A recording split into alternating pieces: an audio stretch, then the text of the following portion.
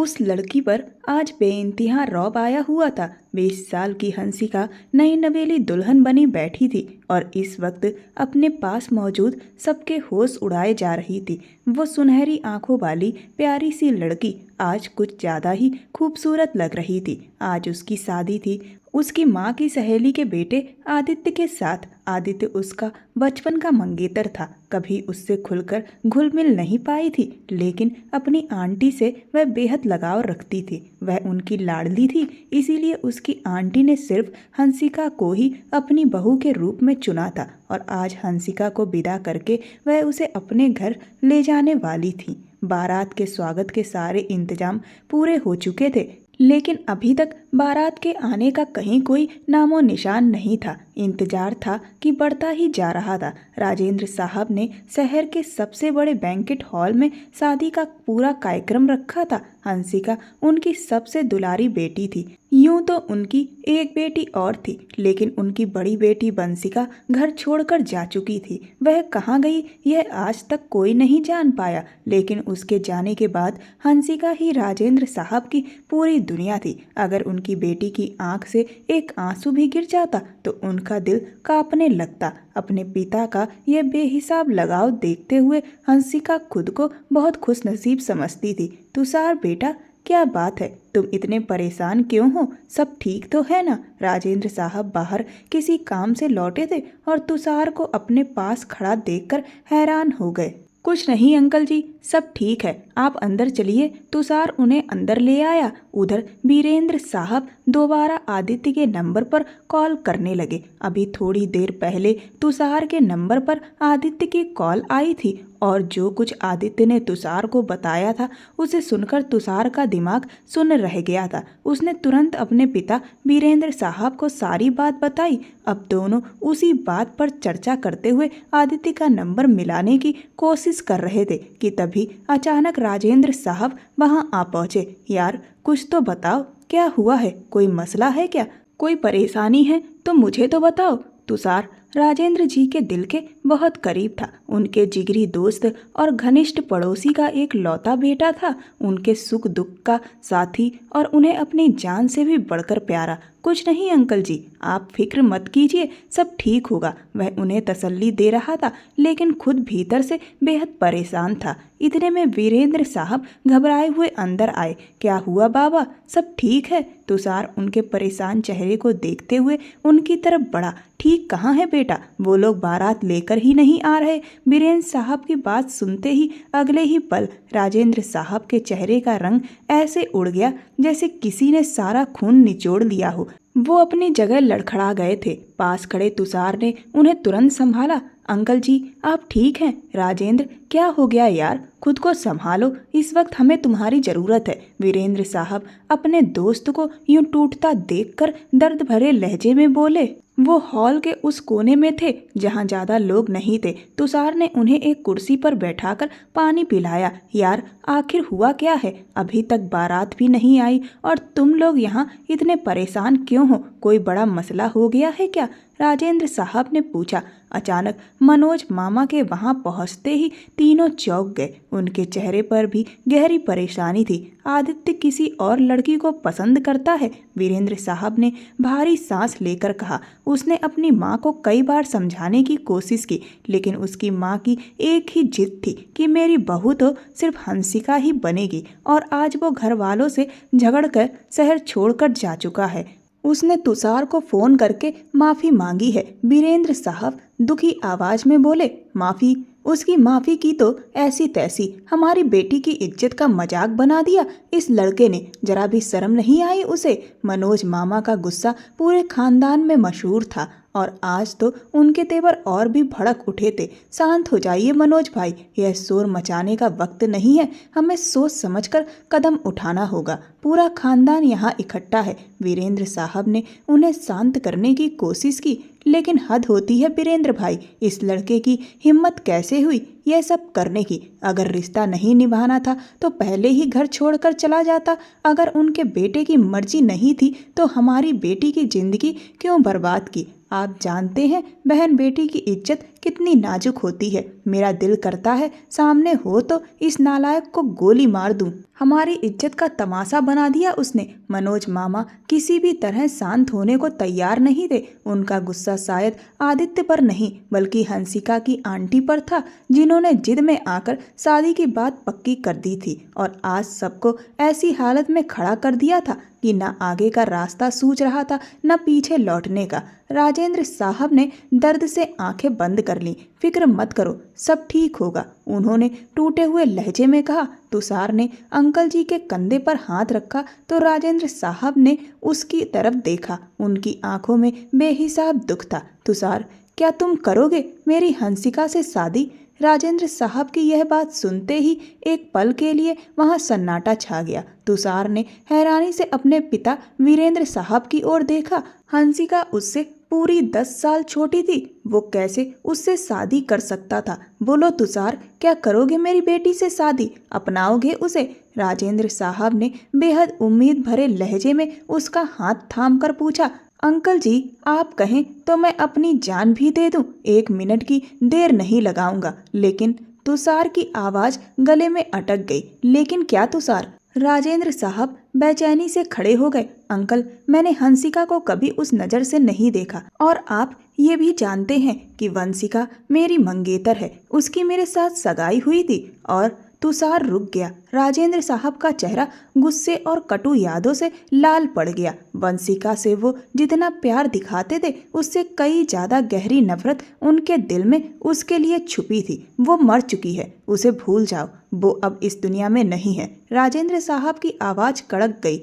आपकी हर बात सही है अंकल जी, वंशिका की मौत का कोई सबूत नहीं मिला। तुषार ने एक गंभीर बात की और उनका ध्यान खींचा। यह सुनकर वहां सब अचानक शांत हो गए, जैसे किसी ने आवाज छीन ली हो। तभी राजेंद्र साहब ने बहुत पुराना राज खोलते हुए कहा, तुषार, वंशिका मेरी सगी बेटी नहीं थी। सब उसे हैरत से देखने लगे। हाँ, यह सच है। जब मैं और विनीता दुबई हनीमून पर गए थे तो वहां एक दिन हमारे अपार्टमेंट के गेट के बाहर कोई उसे छोड़ गया था। हम उसे उठाकर घर ले आए थे। बहुत कोशिश की कि उसके असली माता पिता को ढूंढने की, पर वे कभी नहीं मिले। हमने उस बच्ची को अपना नाम दे दिया, लेकिन सच्चाई यही है कि वह मेरी सगी बेटी नहीं है। चलो तुषार, और अब उससे तुम्हारी सगाई के कोई मायने नहीं है। उससे तुम्हारी सगाई मैंने ही करवाई थी और अब मैं ही कह रहा हूँ कि वह सगाई मैं तुड़वा चुका हूँ। ना वंशिका मेरी बेटी है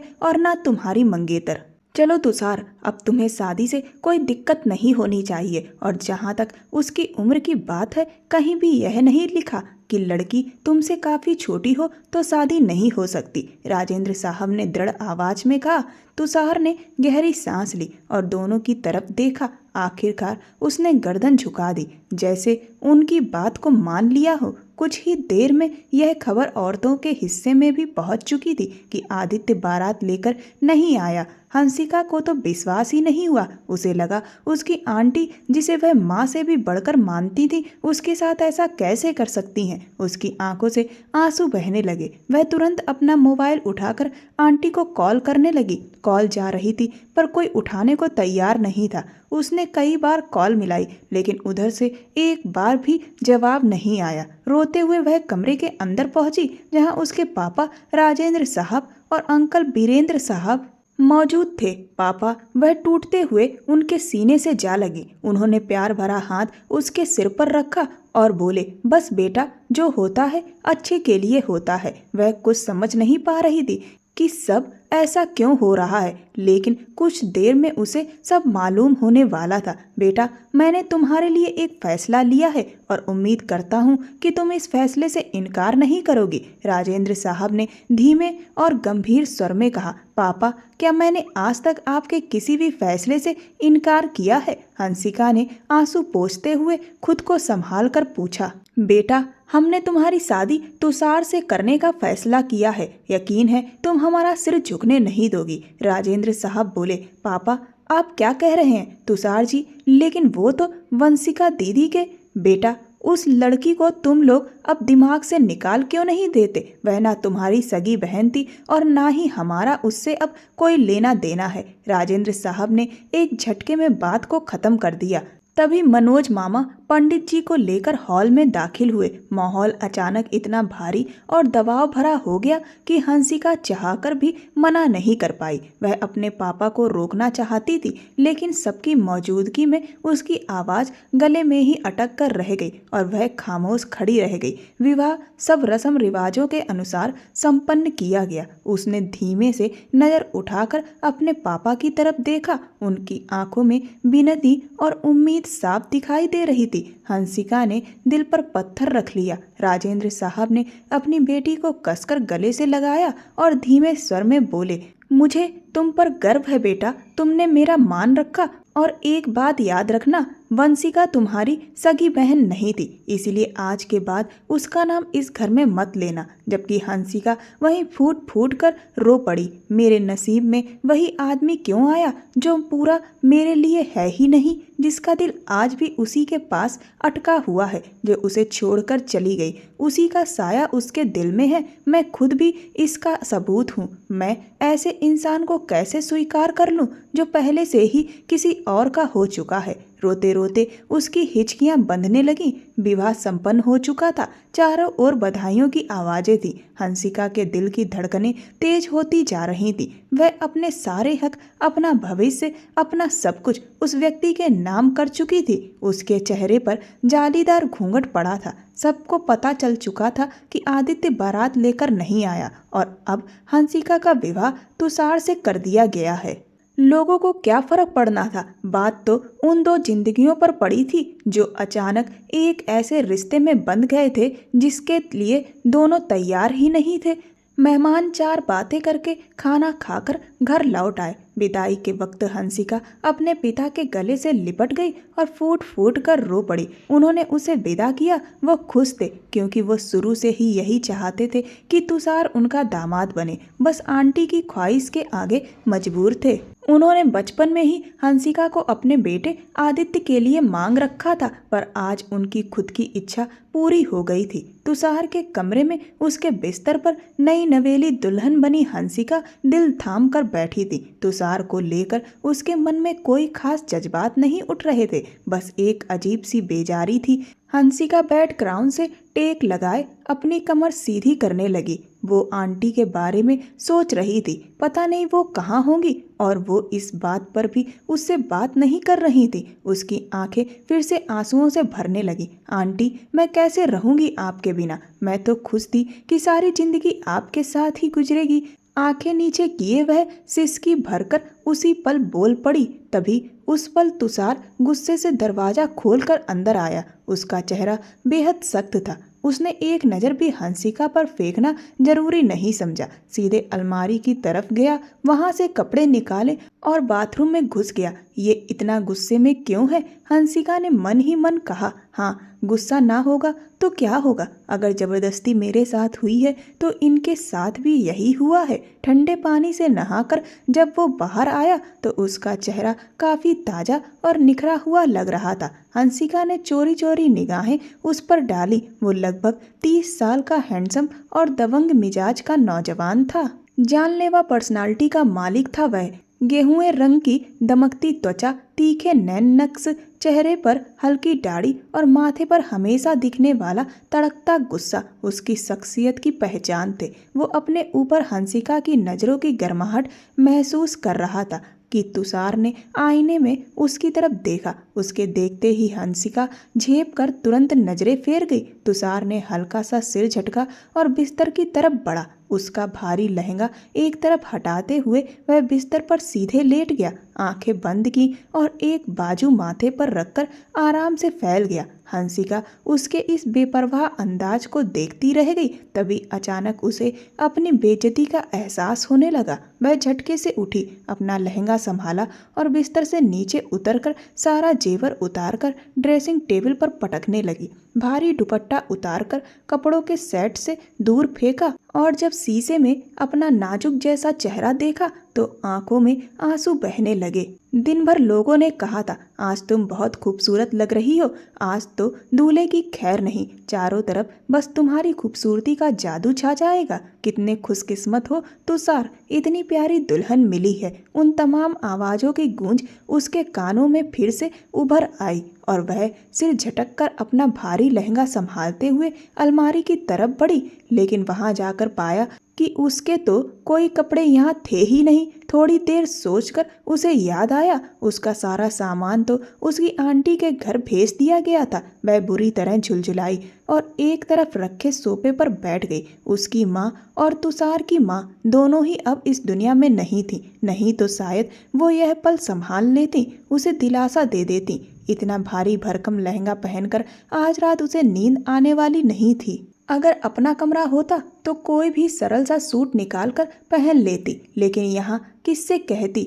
उस आदमी से जिसने कमरे में कदम रखते ही उससे बात करना भी अपनी बेइज्जती समझा था। काफी समय बीत गया था। वह सोचने लगी कितनी देर तक यूं ही बैठी रहूं, लगता है यह सो गए हैं। चलो एक काम करती हूँ, इनके कपड़ों में से ही कुछ पहन लेती हूँ। सुबह मैं बाबा से कह दूंगी कि सारा सामान यहीं भिजवा दे। यह सोचकर हंसिका अपने आंसू पोंछती हुई अलमारी की तरफ गई। बहुत खोजने के बाद तुषार की एक ट्राउजर और जिप वाली शर्ट निकालकर बाथरूम में चली गई। फ्रेश होकर बाहर आई तो ट्राउजर उसने नीचे से मोड़कर पहन ली, लेकिन शर्ट उस पर बेहिसाब ढीली और खुली खुली लग रही थी। बाजू इतने बड़े थे कि उसकी हथेलियों से काफी नीचे तक गिर रहे थे। उसने कभी दाएं तो कभी बाएं से शर्ट को खींचकर ठीक किया और एक नज़र सोए हुए तुषार की तरफ डाली, फिर धीरे से उसके पास जाकर बेड के एक कोने पर टिक गई। तुषार की पोजीशन में जरा भी बदलाव नहीं आया था।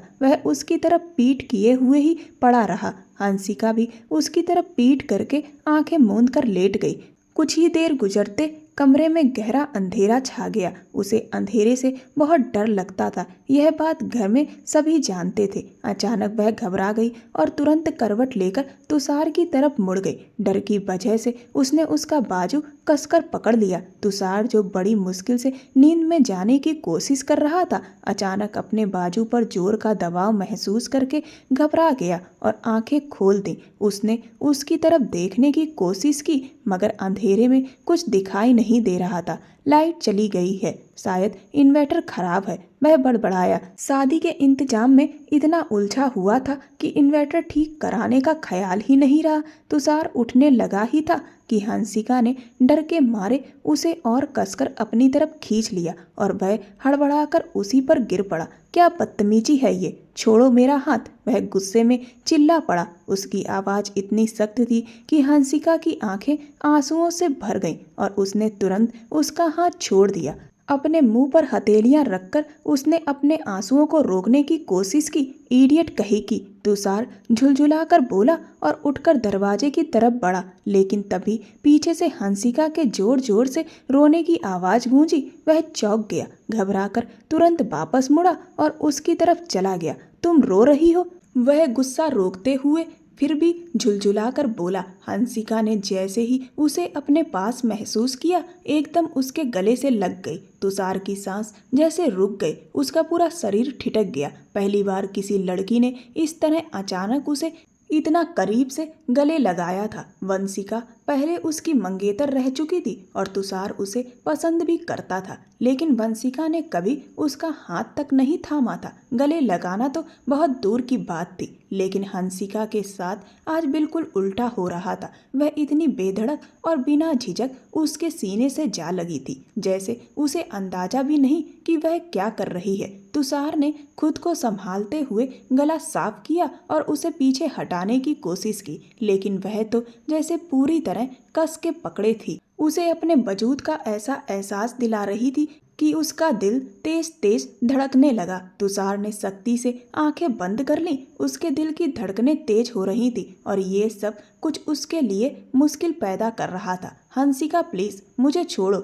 उसकी खुद की आवाज उसे साफ सुनाई दे रही थी। वह अपनी कमजोरी महसूस कर रहा था। बीवी के मासूम सौंदर्य के आगे जैसे उसका सख्त और मजबूत स्वभाव भी डगमगा रहा था। उसकी बीवी उसकी धड़कनों में जैसे धड़क रही थी। मुझे डर लग रहा है अंधेरे से, वह उसके कंधे पर मुंह छुपाए धीमे से बोली। अच्छा ठीक है, पर थोड़ा दूर होकर बात करो, मैं यहीं हूँ, कहीं नहीं जा रहा। वह खुद को काबू में करते हुए बोला और उसे थोड़ा सा पीछे किया। हंसिका कांपने लगी लेकिन फिर भी उसका बाजू नहीं छोड़ा। हंसिका मैं यहीं हूँ, इस बार उसने सख्त लहजे में कहा तो हंसिका ने धीरे से उसका हाथ छोड़ दिया। तुषार ने अपना मोबाइल उठाकर किसी का नंबर मिलाया। कुछ देर पहले तक उसका पूरा ध्यान हंसिका की मासूम खूबसूरती में खोया हुआ था, पर अब वह सब जैसे पल भर में गायब हो गया। आपके घर में इन्वर्टर है, फिर लाइट क्यों चली गई? हंसिका उसकी तरफ देखने लगी। क्यों आप? हंसिका की बात अधूरी थी कि अचानक लाइट वापस आ गई। तुषार कुछ कहने ही वाला था कि उसके शब्द जैसे गले में ही अटक गए। उस वक्त सामने खड़ी लड़की तुषार के लिए किसी कड़े इम्तिहान से कम नहीं थी। उसकी ढीली ढीली ट्राउजर और शर्ट को देखते ही तुषार के होश जैसे उड़ गए। उसकी धड़कनें जोर से चलने लगी। वह बिना पलक झपकाए हंसिका को देखता रह गया, जो अपने हाल में अक्सर लापरवाही थी और अभी भी आंसू पोंछते पोंछते ये भूल गई थी कि वह किस हालत में तुषार के सामने खड़ी है। उसे दूसरे कपड़े नहीं मिले थे, इसीलिए वही पहनने पड़े थे। तुषार ने झट से अपनी नजरें दूसरी तरफ फेर ली। उसकी नज़र हटते ही हंसिका की सांस जैसे रुक गई। उसने एकदम खुद को नीचे देखा और अपने मुंह पर हाथ रखकर खुद को संभालने लगी। फिर सहमी हुई निगाहों से तुषार को देखने लगी। उसे अभी भी यही डर था कि कहीं तुषार कमरे से बाहर ना चला जाए। अगर फिर से लाइट चली गई तो अंधेरे में वह अकेले क्या करेगी? आप कहाँ जा रहे हैं? वह उसे दरवाजे की तरफ जाते देख उसके पीछे चली गई। यहीं हूँ, तुम बिस्तर पर सो जाओ, मैं यहाँ नीचे काउच पर सो जाऊंगा, तुषार ने ठंडी आवाज में कहा। पर वहाँ कैसे सोएंगे? यह आपका कमरा है, आपका बिस्तर है, आप यहीं सो जाइए। इतना बड़ा बेड है, हम दोनों आसानी से सो सकते हैं। उसकी बात सुनकर तुषार उसे आंखें फैलाकर हैरत से देखने लगा। वह समझ ही नहीं पा रहा था कि हंसिका मासूमियत में बोल रही है या उसे अंदाजा ही नहीं कि वह क्या कह रही है। नहीं, मैं ठीक हूँ। तुषार ने आंखें मूंदते हुए खुद को शांत करने की कोशिश की। आपको वहाँ नींद नहीं आएगी, हंसिका फिर बोली, जैसे उसके मुंह में खुद ब खुद बात निकल आती हो। हंसिका बस चुप करके सो जाओ। तुषार ने उसे डांटा तो वह मुंह बनाती हुई बिस्तर पर लेट गई। लेकिन आज की रात तुषार के लिए सोना नामुमकिन था। उसकी आंखों के सामने बार बार वही पल घूम रहा था जब हंसिका डरकर उसके गले से जा लगी थी। वह एहसास जैसे हट ही नहीं रहा था। अब आप वहाँ नहीं सो पाएंगे, आप बिस्तर पर आ जाइए, मैं काउच पर सो जाऊंगी। हंसिका फिर उठकर बैठ गई और मासूमियत से बोली। वो फिर से नरमी भरे अंदाज में बोली, तुम चुप करके सो सकती हो? खबरदार अब तुम्हारी आवाज आई तो, वरना मैं कमरे से ही चला जाऊंगा। उसकी इस धमकी पर इस बार हंसिका बिल्कुल चुप हो गई। वो नहीं चाहती थी कि तुषार कमरे से बाहर जाए। दूसरी तरफ वंशिका, नहीं, ऐसा नहीं हो सकता। वो मेरा है, उसे मुझसे कोई नहीं छीन सकता। मैं उसे किसी का नहीं होने दूंगी। वो मेरा मंगेतर है। मेरे होते हुए वो मेरी ही बहन से शादी कैसे कर सकता है? नहीं, ऐसा नहीं हो सकता। वो पागलों की तरह चिल्लाए जा रही थी। जिस पल उसे ये पता चला कि तुषार ने हंसिका से शादी कर ली है, उसी पल उसके अंदर की जलन और जिद्दी औरत जाग गई। 2 साल पहले वंशिका विपिन के लिए घर छोड़कर भाग गई थी। उसने सिर्फ एक रात उसे अपनाया था और फिर कचरे की तरह फेंक दिया। वो घर वापस भी नहीं जा सकी क्योंकि उसके पेट में विपिन का बच्चा पल रहा था। वो एबॉर्शन करवाना चाहती थी लेकिन डॉक्टरों ने मना कर दिया। ऐसा करने से वंशिका और उसके बच्चे दोनों की जान को खतरा था। मजबूर होकर उसे अपनी बेटी को जन्म देना पड़ा। उसी दौरान अमर भाई ने उसकी मदद की और वो उनके घर में रहने लगी। बदले में वो उनके एक क्लब का हिस्सा बन गई जहां वो रूप बदल कर नाचती थी। लेकिन उस पूरे समय उसने एक पल को भी तुषार से नजरें नहीं हटाई। कल तक उसे यही खबर मिली थी कि हंसिका और आदित्य की शादी हो रही है, लेकिन आज उसे पता चला कि आदित्य की जगह हंसिका की शादी उसके अपने मंगेतर तुषार से कर दी गई है। नहीं, ऐसा नहीं हो सकता, वो सिर्फ मेरा है। वो जोर जोर से चिल्ला रही थी, जिसकी आवाज़ से उसकी 1 साल की बच्ची नींद में ही रोने लगी। इस मनहूस को यहाँ से ले जाओ, इसकी रोने की आवाज़ से चिढ़ हो रही है मुझे। उसने गुस्से में अपने साथ काम करने वाली लड़की को बुलाया। वह फौरन नन्ही गुड़िया को उठाकर कमरे से बाहर ले गई। तुषार, तुम सिर्फ मेरे हो, तुम्हें किसी और का नहीं होने दूंगी। वो पागलपन भरे अंदाज में बड़बड़ाते हुए अलमारी से अपने कपड़े निकालने लगी। अब वो पूरी तैयारी के साथ वापस लौट रही थी, लेकिन अपनी बेटी को यहीं छोड़कर, अपने वजूद को छुपाकर उसने अपनी बेटी को अमर भाई के हवाले कर दिया था। और अमर भाई भी अब उस बच्ची को लेकर उससे दुगना पैसा वसूलने वाले थे। अब वंशिका को अपने असली रूप में लौटना था। उसे लगता था कि तुषार पर सिर्फ उसी का हक है। उधर सुबह हंसिका की आंख खुली तो उसकी नज़र एक कागज पर जा ठहरी। उसने कागज खोला तो उसमें एक चिट्ठी थी जो तुषार उसके लिए छोड़कर गया था, जिसमें लिखा था, पापा के नाश्ते का समय सुबह 7 बजे का है, उनके साथ ही नाश्ता कर लेना, मुझे कुछ काम है, जल्दी आने की कोशिश करूंगा। चिट्ठी पढ़ने के बाद उसने लंबी सी अंगड़ाई ली और अलमारी की तरफ बढ़ गई। अलमारी खोलते ही वह हैरान रह गई। अंदर ढेरों कपड़े रखे हुए थे। ये कपड़े बाकी कपड़ों से कई ज़्यादा महंगे और खूबसूरत थे। ये मेरे तो है नहीं और मैंने खरीदे भी नहीं, तो फिर ये आए कहाँ से? शायद तुषार ने ऑनलाइन मंगवाए होंगे। वो अंदाज़ा लगाते हुए एक ड्रेस निकालने लगी और फिर फ्रेश होने चली गई। नाश्ते की टेबल पर वीरेंद्र साहब उसका इंतजार कर रहे थे। वो उनके पास आकर बोली, नमस्ते अंकल जी, और बहुत आदर से बैठ गई। नमस्ते बेटा, उन्होंने मुस्कुराते हुए कहा। मैंने कांता से कहा था कि तुम्हारे लिए अलग से नाश्ता बना दे, अगर अच्छा लगे तो कल से तुम अपनी पसंद का बनवा लिया करना। अरे अंकल जी, आप कहते तो मैं खुद बना लेती, वो झेपते हुए बोली। ना ना बेटा, अभी तुम नई नई दुल्हन हो और अच्छा नहीं लगता है कि तुम काम करो, उन्होंने संकोच भरे स्वर में कहा। अरे नहीं अंकल जी, मुझे अच्छा लगता है कि मैं आपके घर में काम करूं। वो हंसते हुए ब्रेड पर जैम लगाती रही और चाय का मग उठाकर सिप लिया। उनके साथ हल्की फुल्की बातें करते हुए वो पूरा भूल ही गई कि इस समय उसे आंटी के घर होना चाहिए था, लेकिन यहाँ अपने अंकल जी के साथ भी उसका मन बहुत लग रहा था।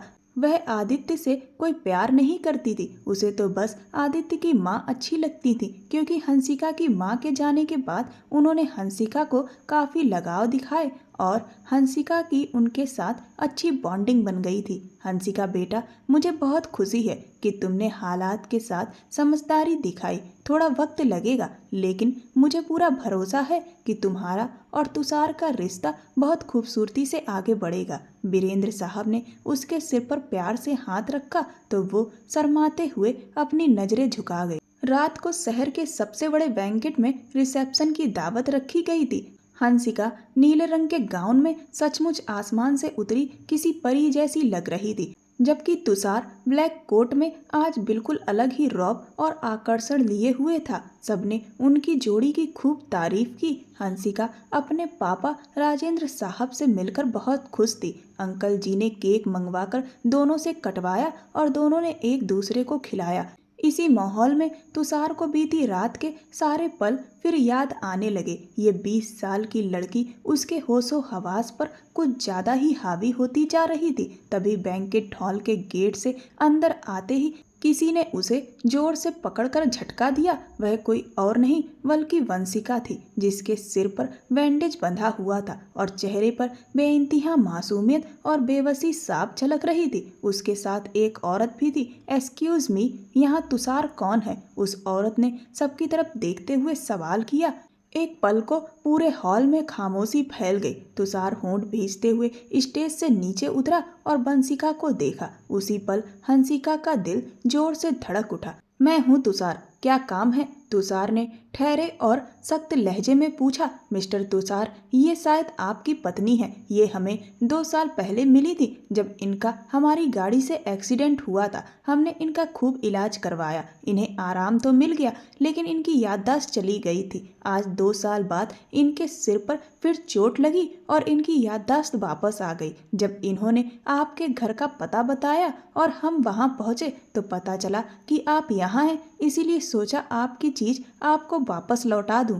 वह औरत ऐसे बोल रही थी जैसे कोई रटा रटाया वाक्य पढ़ रही हो। पूरे हॉल में सन्नाटा था। हर कोई सवालिया निगाहों से तुषार को ही देख रहा था। कौन वंशिका? हम किसी वंशिका को नहीं जानते। कृपया आप यहाँ से जा सकती हैं, तुषार ने सख्त लहजे में कहा, लेकिन अंदर ही अंदर उसके चेहरे के भाव बदलते जा रहे थे। वह वापस स्टेज की तरफ बढ़ा ही था कि वंशिका ने पुकारा, तुषार, मुझसे नाराज हो गए हो क्या? मैं तो तुम्हारी मंगेतर थी, तुम्हारे ही साथ सगाई हुई थी। वंशिका की नजर अचानक अपने पिता पर पड़ी तो वह दौड़कर उनके सीने से लग गई। पापा, प्लीज मुझे माफ कर दीजिए। मैंने गुस्से और जिद और बहम में आकर घर छोड़ दिया था। मेरी गलती की मुझे बहुत सख्त सजा मिली है। मैं आप सबसे इतने लंबे समय तक दूर रही, मेरी याददाश्त भी चली गई थी। मुझे माफ कर दीजिए। हॉल में कोई भी ऐसा नहीं था जो इस वक्त वंशिका को दिलासा दे सके। उस समय पूरा हॉल एकदम खामोशी में डूबा हुआ था। वंशिका की अचानक वापसी ने सभी को जैसे पत्थर कर दिया था। तुषार दीवार से टिककर ऐसे खड़ा था जैसे उसे इस पूरे मामले से कोई लेना देना ही ना हो। राजेंद्र साहब भी मौजूद थे। अब सबको मिलकर किसी न किसी फैसले पर पहुंचना था ताकि आगे की जिंदगी चैन से चल सके, क्योंकि वंशिका ने बिल्कुल गलत वक्त पर एंट्री मारी थी और किसी को भी उसका इस तरह आना अच्छा नहीं लगा था। सच क्या है, झूठ क्या है, ये समझना भी मुश्किल था, लेकिन फैसला तो लेना ही था। तुषार, चुप क्यों हो? कुछ बोलते क्यों नहीं? वीरेंद्र साहब ने अपने बेटे को बिल्कुल खामोश खड़ा देखकर पूछा। पापा, फैसला 2 साल पहले ही हो चुका था, अब कुछ बदल नहीं सकता। तुषार ने दीवार से टिके हुए ही ठंडे लहजे में कहा। पास खड़ी हंसिका ने यह सुनकर अपनी मुट्ठियां और कसकर भींच लीं। क्यों? मतलब क्या है तुम्हारा?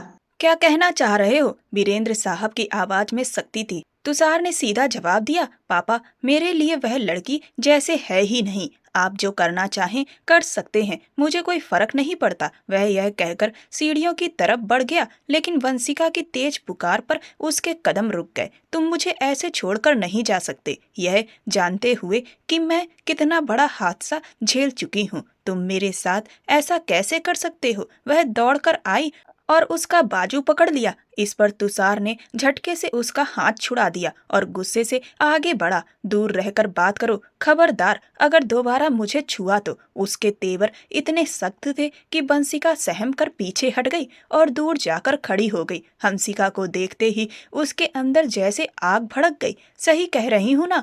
अब तो तुम्हें मुझे दूर करना ही है। आखिर एक नई खूबसूरत लड़की जो मिल गई तुम्हें, मैं अब तुम्हें क्या लगूंगी? 2 साल तक गायब रही तो अब मेरी कहाँ अहमियत बाकी रही होगी? अपनी गंदी बकवास बंद करो। अचानक तुषार गुस्से में चिल्लाया, मेरे सामने ऐसे उल्टे सीधे शब्द मत बोलो। उसने उंगली उठाकर सख्त लहजे में कहा, तुम मेरी जगह मेरी बहन को कैसे दे सकते हो? जब मैं ही तुम्हारी होने वाली पत्नी हूँ तो तुम्हारा और हंसिका का रिश्ता सही नहीं, तुम्हें उसे छोड़ना ही होगा। वह बिना रुके, बिना किसी की बात सुने बस अपने ही शब्द उगलती जा रही थी। अच्छा, तो किसने तुम्हें कहा कि हमारा रिश्ता अभी भी है? तुषार का चेहरा एकदम ठंडा और सख्त था। तुम्हारी ये गलतफहमी कि तुम अब भी मेरी मंगेतर हो, इसे अभी दूर कर लो। हंसिका से शादी से पहले ही मेरी तुम्हारी सगाई टूट चुकी है। वह बोला, 1 मिनट यहीं खड़ी रहो। वह ऊपर जाकर कमरे से अंगूठी लाया और आकर सीधे उसके हाथ पर दे मारी। बंसिका के चेहरे का रंग उड़ गया। उसे यकीन ही नहीं आया कि तुषार इतना बड़ा कदम यूं एक झटके में उठा देगा। नहीं, तुम ऐसा नहीं कर सकते। तुम मेरी बहन को मेरी जगह नहीं दे सकते। वह हड़बड़ाए हुए अंदाज में चिल्लाते हुए उसके कॉलर को पकड़ बैठी। हद में रहो अपनी, तुषार गर्जा। मैं औरत पर हाथ नहीं उठाता, लेकिन तुम मुझे मजबूर कर रही हो कि मैं वह करूं जो मैं करना नहीं चाहता। इससे पहले कि तुम्हें धक्का देकर बाहर निकाला जाए, तुम खुद ही यहाँ से निकल जाओ। तुषार के सख्त शब्द सुनकर हंसिका की आंखें भर आईं। हंसिका टूटे हुए दिल से बोली, यही थी तुम्हारी मोहब्बत? सिर्फ 2 साल में मेरी याद मिटा दी, मुझे बाहर का रास्ता दिखा दिया। तुषार ने पलटे बिना कहा, मेरे लिए मोहब्बत का मतलब इज्जत है, वफादारी है, धोखा नहीं। इतना कहकर वह वापस मुड़ गया। क्या मुझे माफ नहीं कर सकते? वंशिका की टूटी हुई आवाज हवा में गूंजती रह गई, लेकिन इस बार तुषार ने पीछे मुड़कर भी नहीं देखा। माफी गलती की होती है, गुनाह की नहीं। वो सख्त लहजे में अपना फैसला सुनाकर चला गया। उसके जाते ही राजेंद्र साहब ने अपने दिल को बड़ा किया और उसे साथ ले जाना चाहा। मैं आपके साथ नहीं जाऊंगी पापा, मैं जानती हूँ वह मुझसे प्यार करता है, मुझसे नाराज है, बस उसका गुस्सा उतरेगा तो सब ठीक हो जाएगा। और पापा, गुस्सा भी तो उसी पर किया जाता है ना जिस पर अपना हक समझा जाए। तुषार ने तो मुझ पर बेपनाह हक जताया है, अब मेरा फर्ज है कि मैं यहीं रुकूं। और वंशिका की अजीब दलील पर वह हैरानी से उसे देखने लगे थे। चोट का दिमाग पर गहरा असर पड़ गया है। राजेंद्र साहब मन ही मन बड़बड़ा रहे थे। अंगूठी उसके मुंह पर मार कर गया है वो, फिर यहाँ किस हैसियत से रह रही है? राजेंद्र ने बीरेन जी की ओर देखा तो उन्होंने उनकी आंखों में आंखें डालकर तसल्ली दी कि सब ठीक हो जाएगा। हंसिका खामोशी से अपने कमरे की ओर बढ़ गई और उसे तुषार के कमरे की तरफ जाते देख उसके दिल में एक आग सी भड़क उठी। तुषार गैलरी में खड़ा सिगरेट पर सिगरेट पिए जा रहा था। हंसिका को उसका अंदाज बिल्कुल अच्छा नहीं लगा। शायद वो अपना गम हल्का कर रहा था, शायद वह आज भी वंशिका से मोहब्बत करता था। वह काफी देर उसे देखती रही, जब और बर्दाश्त नहीं हुआ वो गैलरी में जाकर सिगरेट उसके हाथ से खींचकर फेंक दी। तुषार चौंक कर उस लड़की को देखने लगा जिसने उसके हाथ से सिगरेट इतनी हक से छीनी थी। अगर टेंशन है तो उसका हल सोचिए, ना कि सिगरेट पर सिगरेट पीकर सारी रात बर्बाद कीजिए। वह चाहकर भी अपना लहजा सख्त नहीं कर पाई। इतना कहकर वह वापस मुड़ने लगी कि तुषार ने उसका हाथ पकड़ लिया। क्या चाहती हो तुम? क्यों बार बार मेरे करीब आती हो? दूर रहो मुझसे मिस हंसिका, वरना अगर मैं इस आग की लपटों में तुम तक पहुंचा तो तुम जान से जाओगी। वो बेहद गंभीर लहजे में बोला। झटके से वह खुद को छुड़ाकर अलग हुई और फिर उसने सिगरेट जलाने की कोशिश की। इससे पहले कि वह सिगरेट अपने होठों से लगाता, हंसिका ने उसके हाथ से सिगरेट लेकर अपने होठों से लगा ली और इससे पहले कि वह कस ले पाती, तुषार ने सिगरेट वापस खींच ली। ये क्या बदतमीजी है? होश में हो तुम? तुषार के माथे पर अचानक गुस्से की लकीरें उभर आईं। क्यों? आप पी सकते हैं तो मैं क्यों नहीं? हंसिका मुंह बनाकर बोली और यह बात तुषार को और चिढ़ा गई।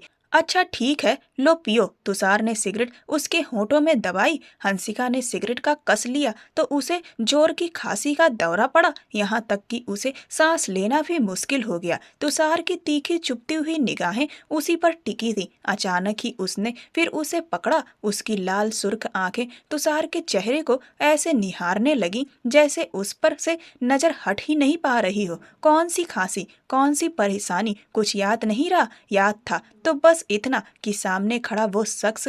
नीचे से गुजरती वंशिका ने यह नजारा देखा तो उसके भीतर गुस्सा सा उठने लगा। एक ही रात में ये दोनों इतने करीब कैसे आ गए? हंसिका ने अपना सिर उसके कंधे पर रख दिया। तुषार के चेहरे पर हल्की खूबसूरत मुस्कान उभर आई, जैसे तपते रेगिस्तान में अचानक ठंडी हवा का झोंका मिल जाए। उसने उसे गले से लगाया और आंखें मूंद ली। वहीं वंशिका गुस्से से जलती हुई मन ही मन कुछ प्लान बनाती अंदर चली गई। हंसिका जब ड्रेस बदलकर बिस्तर की तरफ आई तो अचानक ठिठक गई। न जाने क्यों उसे तुषार से अब एक अजीब सा डर लगने लगा था। जिस तरह आज वो उसके पास आ गया था, उसे डर था कहीं वह और भी ज्यादा पास न आ जाए। और आज वो मजे से बिस्तर पर लेटा था। हंसिका ने दिल पर हाथ रखकर गहरी सांस ली और काउच की तरफ कदम बढ़ाए। बिस्तर पर आओ। हंसिका की तरफ एक नजर डालकर वह हल्के गुस्से में बोला। उसकी आवाज सुनते ही हंसिका सहम गई। मैं यही काउच पर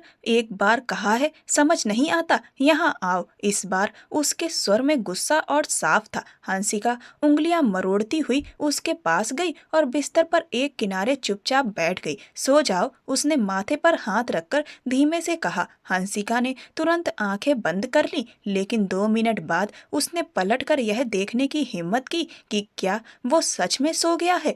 हंसिका, अगर तुमने 2 मिनट में आंखें बंद ना की तो मेरा ऐसा रूप देखोगी कि फिर खुद मुझसे बचने की जगह ढूंढोगी। हंसिका के डर को महसूस करते हुए भी तुषार ने आंखें बंद किए किए ही उसकी तरफ करवट ली और दोनों की निगाहें पल भर को मिली। मेरे साथ अपनी मुसीबतें मत बढ़ाओ हंसिका, अभी बस 20 साल की हो तुम। उसकी यह बात हंसिका को अंदर तक चुभ गई। 20 साल की थी वो, क्या उसे 50 साल की औरत चाहिए थी? मन ही मन बुरा मानकर उसने आंखें कसकर बंद की और सोने की कोशिश करने लगी। अरे नहीं हंसिका पागल, उन्हें तो वंशिका चाहिए थी, 25 साल की, अपनी उम्र के हिसाब से मैच्योर। मैं तो उनके लिए नासमझ हूँ, लेकिन मैं उनसे इतनी छोटी भी नहीं हूँ। हाँ, उम्र का फर्क है 10 साल का, पर इतना भी बड़ा फर्क नहीं है कि ये यूं बोल रहे हैं जैसे मैं 16 साल की कोई नासमझ हूँ। वो अपने ही दिमाग में अलग अलग सोचने लगी, जबकि तुषार के होठों पर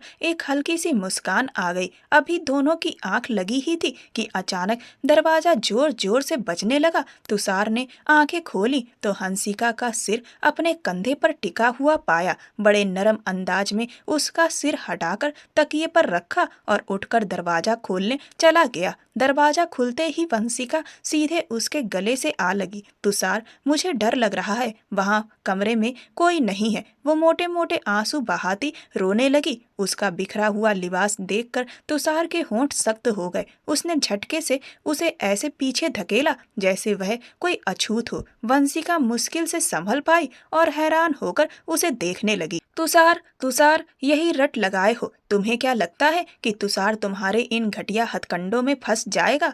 हद में रहो अपनी, बल्कि यहाँ से दफा हो जाओ तो ज्यादा अच्छा है। तुम्हारी मौजूदगी भी इस घर में बर्दाश्त नहीं हो रही। वंशिका उसे अविश्वास भरी नजरों से देखने लगी। शोर सुनकर हंसिका की भी आंख खुल गई। तुम सिर्फ मेरे थे तुषार। वंशिका एकदम आगे बढ़ी। उसकी इस हरकत पर तुषार का गुस्सा अब चरम पर था। उसने झटके से उसे दूर कर दिया। वो कुछ बोलने जा रहा था कि तभी उसने पास ही खड़ी हंसिका को देखा, जिसकी सुनहरी आंखों में आंसू भरे थे। हंसिका की आंखों में आंसू देखकर तुषार का गुस्सा एकदम शांत पड़ गया। वह वंशिका को बिल्कुल भूलकर हंसिका की तरफ मुड़ा। हंसिका, अंदर चलो, उसने बेहद नरमी से कहा, लेकिन उसका यह लहजा देखकर हंसिका और भी चुप हो गई। अगले ही पल अचानक हंसिका आगे बढ़ी और वंशिका के गाल पर एक जोरदार थप्पड़ जड़ दिया। वंशिका हैरत से उस लड़की को देखने लगी। शर्म नहीं आती आपको? क्यों आई हैं यहाँ? हंसिका गुस्से में बोली। क्योंकि ये मेरी जगह है, तुम बीच में आई हो। शर्म तो तुम्हें आनी चाहिए कि अपनी ही बहन के मंगेतर पर नजर डाल ली। वंशिका ने भी चिल्लाकर जवाब दिया। मंगेतर? भूलिए मत, तुषार आपको अंगूठी वापस दे चुका है। बेहतर होगा आप यहाँ से चली जाएं। हंसिका का सख्त और बेहिचक अंदाज देख वंशिका दंग रह गई। तुषार भी हंसिका की यह हिम्मत देखकर हैरान रह गया। नहीं जाऊंगी, वंशिका दांत भींचकर चीखी। मैं यहीं रहूंगी। तुषार कल भी मेरा था, आज भी मेरा है और हमेशा मेरा ही रहेगा। जाना तुम्हें पड़ेगा, वंशिका गुस्से में चिल्लाई। हंसिका ने उसे जवाब देने के बजाय पलटकर तुषार की तरफ देखा। वो लगातार उसी को देख रहा था। हंसिका ने बिना झिझक अपने कदम तुषार की तरफ बढ़ाए और अगले ही पल उसे गले से लगा लिया। एक पल को जैसे समय थम गया। तुषार अपनी जगह एकदम जड़ हो गया। हंसिका उस पर अपना गुस्सा उतारने लगी। उसकी यह हरकत देखकर वंशिका हैरान रह गई, लेकिन तुषार का हाल तो कुछ और ही था। उसे ऐसा लगा जैसे उसका दिल बाहर आ जाएगा। हंसिका मानो अपने गुस्से का हर कतरा उसको सुना देना चाहती हो। तुषार ने एक बार भी उसे झटका नहीं दिया। उसने आंखें बस हल्की सी नीचे कर ली। यही बात वंशिका के दिल पर बहुत बुरी लगी।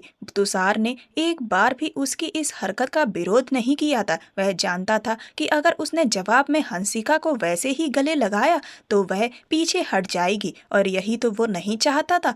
वंशिका अब तक यकायक पत्थर सी वहीं खड़ी उन्हें देख रही थी। तभी अचानक हंसिका ने आगे होते हुए दरवाजा जोर से बंद कर दिया, जो टकराकर धम्म से बंद हुआ। तो वंशिका एकदम सहम कर पीछे हट गई। पैर पटकते वो वहां से अपने कमरे की तरफ बढ़ गई। तुषार हंसिका से बोला, ये क्या हरकत थी? वह गुस्से से बोला, छोड़िए मुझे। वह वंशिका की तरह रूठे अंदाज में खुद को छुड़ाते हुए अपनी पलकें झुका गई। मेरी बात का जवाब दो। तुषार उसे छोड़ने के मूड में बिल्कुल नहीं था। शर्म नहीं आती आपको? वो गैर औरत थी और उसने आपको गले से लगा लिया और आप मजे से चुपचाप खड़े देखते रहे। अगर इतनी इच्छा हो रही थी तो मुझसे कहते, बीवी हूँ आपकी। और अगर आज के बाद आपने किसी गैर औरत की तरफ आंख उठाकर भी देखा तो मैं आपकी जान ले लूंगी। अचानक से हंसिका गुस्से में बोलती चली गई। इतनी देर में उसका हाथ तुषार के कॉलर तक पहुंच गया था। कुछ पल तुषार उसकी हिम्मत को देखकर सन्न रह गया। उसके शब्दों ने उसे हैरान कर दिया।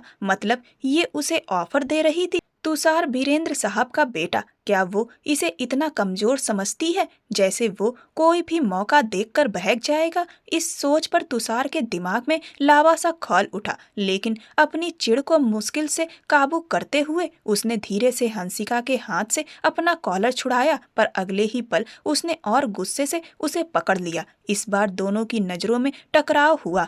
एक की आंखों में आंसू और दुख था तो दूसरे की आंखों में सख्त चेतावनी।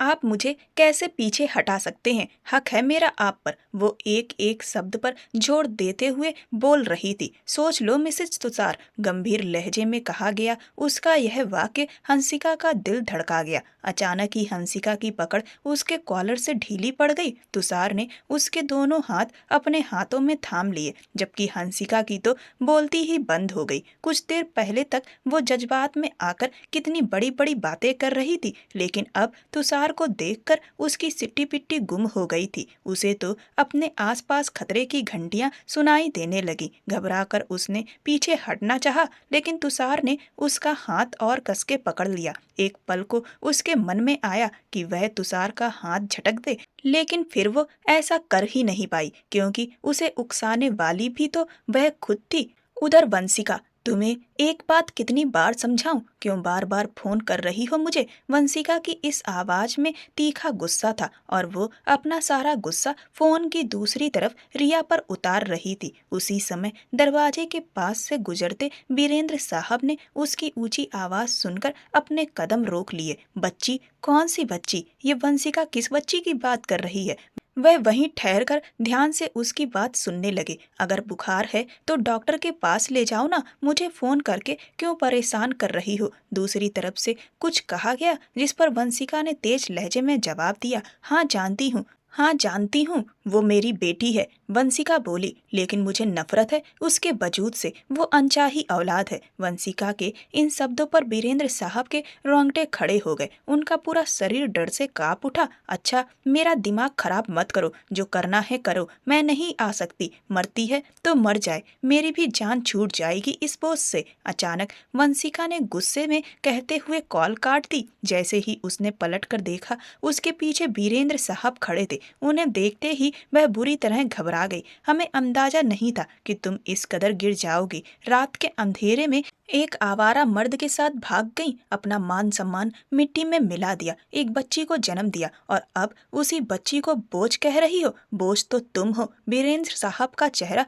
गुस्से और दुख से लाल था। अगर राजेंद्र तुम्हें उठाकर अपने घर ना लाता तो तुम तो कहीं की भी ना रहती। जिस तरह तुम्हें फेंका गया और तुमने अपनी बेटी को भी उसी तरह दुनिया में लाकर फेंक दिया। आज तुमने अपनी परवरिश, अपनी इंसानियत सबको आग में झोंक दिया। अफसोस है तुम पर वंशिका, सिर्फ अफसोस। बीरेंद्र साहब उसे घृणा से देखते हुए पलट गए। मेरी बात सुनिए अंकल जी, ऐसा कुछ नहीं है। जो आपने सुना वो सच नहीं है। वो मेरी बच्ची नहीं है। वंशिका ने खुद को बचाने के लिए झट से झूठ बोला। चुप रहो, बीरेंद्र साहब गुस्से में चिल्लाए। मेरे बेटे और बहू के जगने से पहले इस घर से चली जाओ। मैं नहीं चाहता कि तुम्हारी असलियत सबके सामने रखनी पड़े और जो इज्जत बाकी बची है वो भी मिट्टी हो जाए।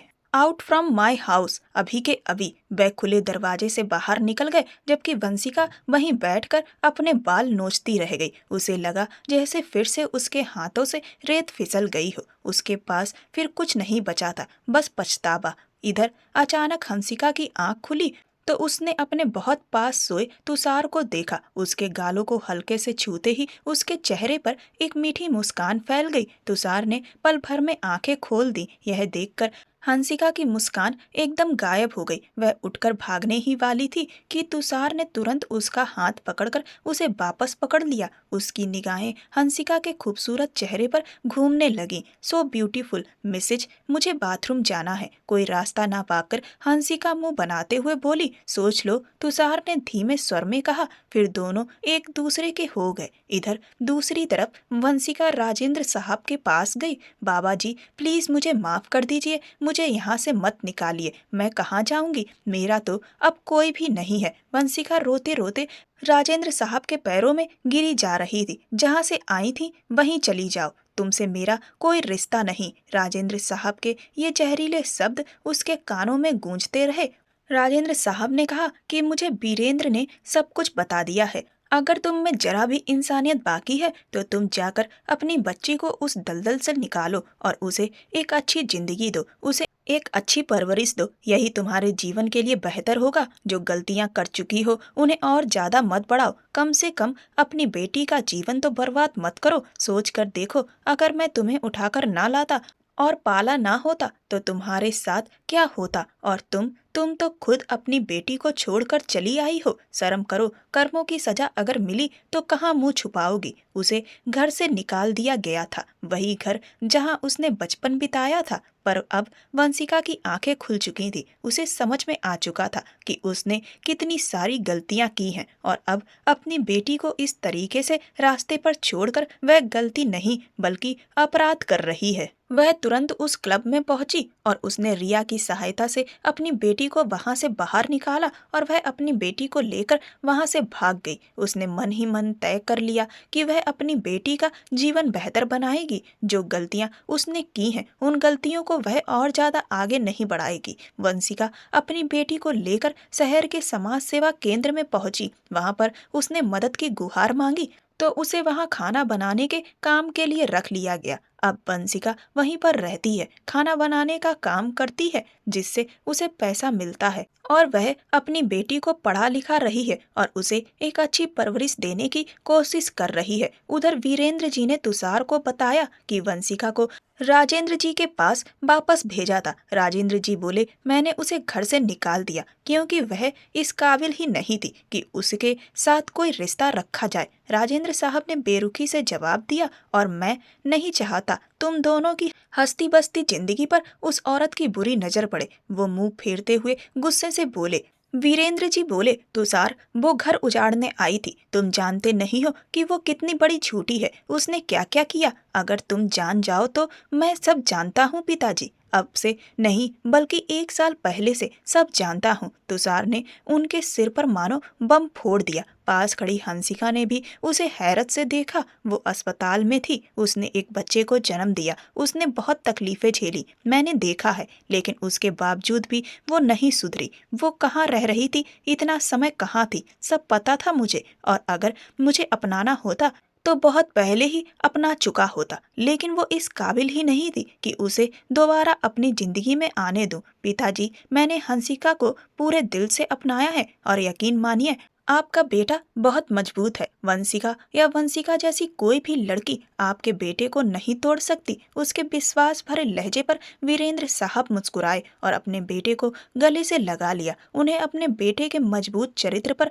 बहुत गर्व हुआ। जबकि हंसिका की आंखों से आंसू बह निकले। वीरेंद्र साहब ने उसे भी आगे बढ़कर सीने से लगा लिया। बस बहू, रोना नहीं, जो बीत गया उसे भूल जाओ। आगे आने वाले वक्त में सिर्फ खुशियां मिले। तुम दोनों मिलकर अपनी जिंदगी को खूबसूरती से आगे बढ़ाओ। वीरेंद्र साहब बोले ही थे कि तभी उनके फोन पर कॉल आने लगी। कॉल रिसीव करने के लिए वो एक तरफ हो गए। इधर आओ। तुषार ने हंसिका को इशारे से बुलाया। वो घबराहट से उसे देखते हुए पास चली आई। मेरी जान नाराज है, वो गंभीर लहजे में बोला। आपको मुझे बताना चाहिए था ना, इसमें बताने लायक कुछ खास था ही नहीं। और वैसे भी जिन लोगों की मेरी जिंदगी में कोई जगह नहीं होती उनके बारे में मैं बिल्कुल नहीं सोचता। हंसिका घबराकर उसे देखने लगी। वो इतना रोमांटिक भी हो सकता है उसे अंदाजा नहीं था। तुषार उसे कमरे में लाते हुए दरवाजा पैर से बंद करता, साथ ही लॉक भी लगा चुका था।